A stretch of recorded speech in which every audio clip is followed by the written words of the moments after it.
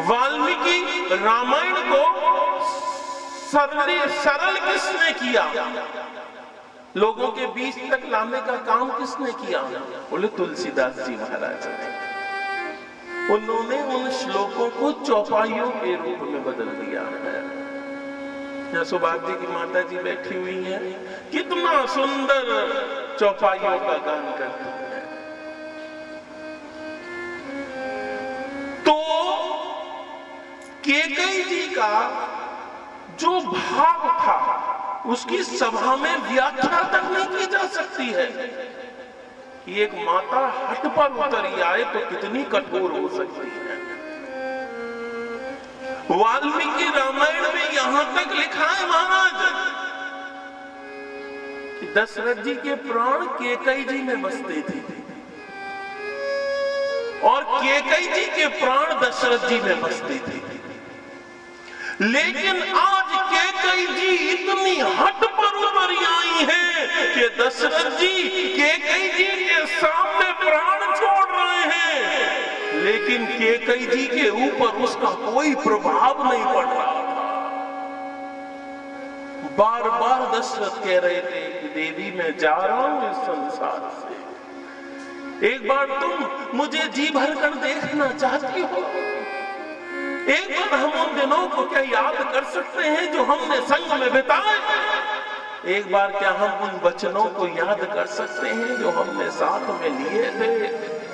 केकई जी ने पलट कर भी नहीं देखा है दशरथ जी को। उनके तो केवल दो ही बात थी, भरत को सिंहासन और राम का वनवास। इसलिए ये स्त्री हट है। दूसरा उदाहरण, बोले दूसरा उदाहरण कोई साधारण उदाहरण नहीं है, बोले दूसरा उदाहरण है सीता जी। साधारण लोग तो ये कथा भी नहीं जानते होंगे कि जब रामचंद्र जी मृग, स्वर्ण मृग के पीछे पीछे घूमे, कौन थे वो? बोले मारीच, जो सोने का मृग का रूप बनाकर आए थे।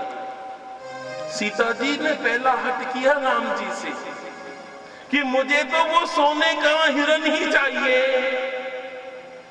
राम जी ने बार बार मना किया, क्या करोगे?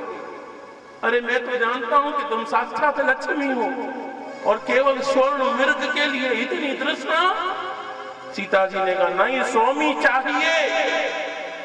राम जी ने कहा जब तुम्हारी ये इच्छा है कि चाहिए ही चाहिए तो लो मैं जा रहा हूं लेने। पहला हट ठीक है।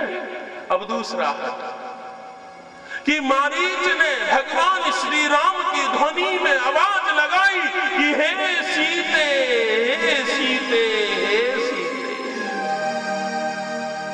सीता जी चिल्लाई, लखनलाल जल्दी से दौड़ो, तुम्हारे भाई संकट में है, तुम्हारे भाई अपने प्राण छोड़ रहे हैं। ऐसा लग रहा है कि कितने कष्ट में, कितने भारी कष्ट में होंगे राम। लखनलाल जी ने कहा मैया तू बावली हो गई है क्या? अरे तू जानती नहीं है कि जो वन में गया है वो राम साधारण राम नहीं है, बोले वो साक्षात नारायण है।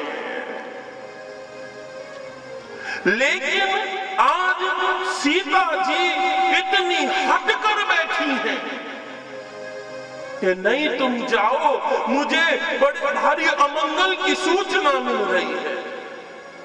लखनलाल जी ने कहा मैया तू हट कर रही है तो मैं जा रहा हूं, लेकिन तुम्हारे चरणों में बस एक प्रार्थना करना चाहता हूं कि मैं ये लक्ष्मण रेखा खींच रहा हूं, तुम बस इस लक्ष्मण रेखा को पार मत करो। तुम हट कर रही हो तो मैं जा तो रहा हूं, लेकिन इस लक्ष्मण रेखा को पार मत करना। दूसरा हट कि लखनलाल जी को भी भेज दिया। तीसरा हट कि लखनलाल जी मना कर गए थे कि लक्ष्मण रेखा पार मत करना, इसलिए रावण के कहने पर नहीं, क्योंकि लखनलाल मना कर गए थे, इसलिए सीता जी ने लक्ष्मण रेखा भी पार कर ली। 3 हट हुए हैं। उसका परिणाम बोले कितना भारी विरह सीता जी को राम जी का सहना पड़ा है। और देखो बड़ी गुप्त कथा है कि जब हनुमान जी सीता जी से मिलने गए तो सीता, लोग कहते हैं पहली सूचना सीता जी ने राम जी के लिए भिजवाई थी, लेकिन ऐसा नहीं है। पहली सूचना सीता जी ने अपने स्वामी राम के लिए नहीं भिजवाई थी, बोली पहली सूचना सीता जी ने लक्ष्मण जी के लिए भिजवाई थी कि हनुमान जी लखनलाल जी से मेरी तरफ से हाथ जोड़कर क्षमा मांग लेना कि सीता जी ने आपसे क्षमा मांगी है कि यदि मैं उस दिन लखनलाल तुम्हारी बात मान लेती ना तो आज मुझे राम का वियोग न सहना पड़ता। इसलिए हट ना हो मारा। जिस घर में स्त्री या बालक हट पर आए हैं बोले उस घर का सर्वनाश हो गया है। और आज सती जी भी वही कर रही हैं, हट पर उतरी आई है। भोलेनाथ को अपनी आंख खोलनी पड़ी है। नंदीश्वर को आज्ञा दी, जाओ नंदीश्वर ले जाओ इनको अपने पिताजी के। देखो स्वामिनी, मैं तो नहीं जाऊंगा लेकिन मैं आपको जाने से रोकता नहीं।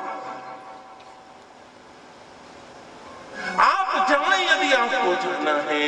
नंदीश्वर पर विद्यमान होकर सती जी मंगल रूप से अपने पिता दक्ष के महल की ओर प्रस्थान किया है। मन में बड़े बड़े भाव उत्पन्न हुए हैं कि घर जाऊंगी मैया गले से लगा लेगी, बहन सेवा में होंगी, पिताजी का तो आनंद की कोई सीमा ना रहेगी।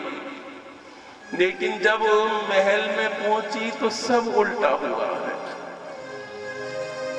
मां ने तो मुड़कर भी नहीं देखा, बहनों ने मुंह फेर लिया, मौसियां तो वहां से चली गई हैं। अपना सार्वजनिक तिरस्कार और अपमान देखकर सती जी सोच में पड़ गई। लेकिन जीव की यही दशा है, स्वयं ही समस्या पैदा करता है और स्वयं ही उसका समाधान भी ढूंढ लेता है।